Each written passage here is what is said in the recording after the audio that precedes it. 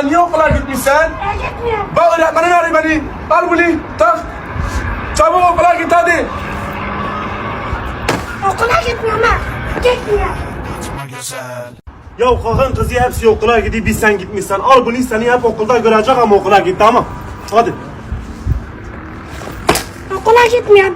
Gitmiyorum. Ya git sana dedim, okula git sana dedim. Törelere göre ikiniz de kaçtınız. İlk önce sevgilini öldüreceğim. Ulan dünya. Şimdi sen de son dileğini söyle. Gülüm gitti. Hayalim gitti. Ulan hayal. Son sözün bitti artık, yeter.